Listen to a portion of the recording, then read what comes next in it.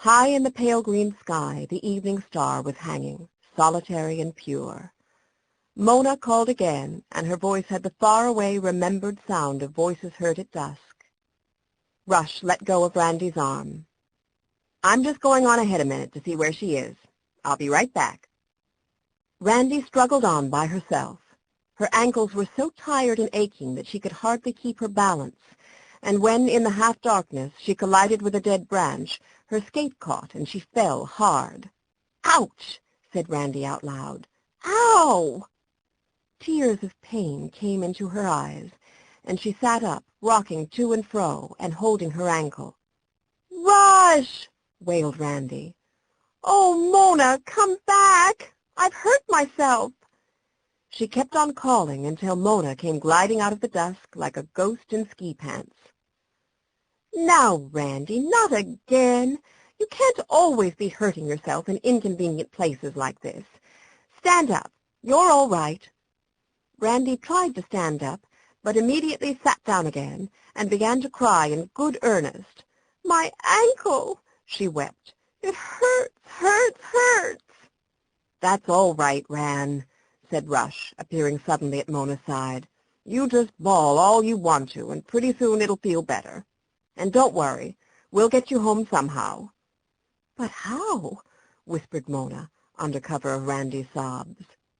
Aloud, she said, "Rush, give me your scarf. It's the largest one. I know a bandage for a sprained ankle. Look, Randy, darling, I'm going to take your skate off and do up your ankle, and then it'll feel much better." The funny thing was that it did. The pain abated almost miraculously as soon as Mona had bound the ankle up snugly in Rush's scarf. Randy's sobs grew less, resolved themselves into an occasional gasp and sniffle, and wiping her tears with her mitten, she smiled gratefully at Mona. "I took first aid, if you remember, Rush," Mona couldn't resist saying. Her brother nodded sheepishly. "They laughed when I sat down at the piano," he said. "Well, we can't leave her here to freeze, and it's getting darker by the minute. If only we didn't have these skates on, we could sort of carry her." "Maybe I'd better skate back and get Willie," suggested Rush. "Only how would he get her home?" "Look," said Randy suddenly. "I see a light." They turned and stared. Sure enough, shining among the branches far back in the woods, there was a light. "It's a house," Rush said. "I'll go. You stay with Randy." Feeling rather brave, he hobbled off on his skates in the direction of the light.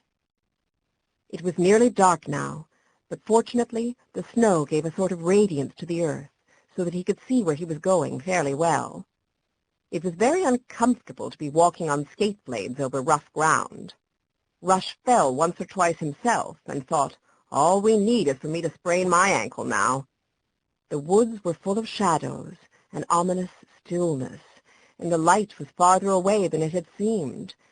But at last he came to a clearing, and there in the middle of it sat a low wooden house. It was comfortably settled between bare lilac bushes as high as the roof, and the winter skeleton of a vine clung to its gray clapboards in a pattern like feather stitching. The encroaching woods were kept at bay by a narrow picket fence and a vast, tidy bulwark of stacked logs. Smoke was rising out of the chimney on the evening air. Rush could smell it, and in one window a light was burning, an old-fashioned kerosene lamp with a cracked green shade. Beyond the lamp somebody was moving to and fro. Rush went up to the door, knocked, and listened. He could hear an old voice saying, "Go see who 'tis, Will, and don't let Spooky get out." There was a shuffle, shuffle, shuffle, and the door opened, releasing a smell of cooking that Rush, even in his haste and anxiety, took note of. A tall old man with a beard was looking down at him. "What's matter, sonny? You lost?" Rush explained. "Why, I'll come down and help you. We'll bring her back, and you can phone your folks. Sarah!" he called, and a spare old lady appeared in the door. "I'm going out a minute. Little girl down to the crick, sprained her ankle skatin'. Where's my boots?"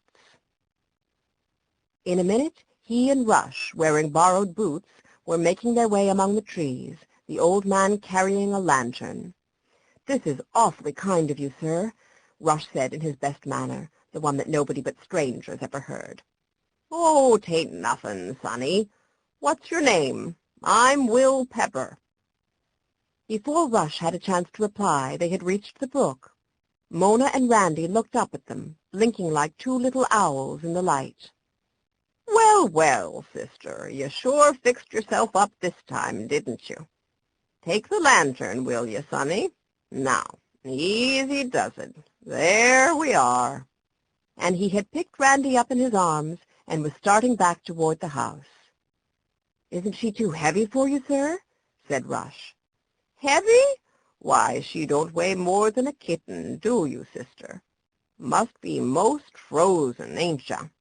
When we get up to the house, my wife will give you a cup of tea to cheer you up."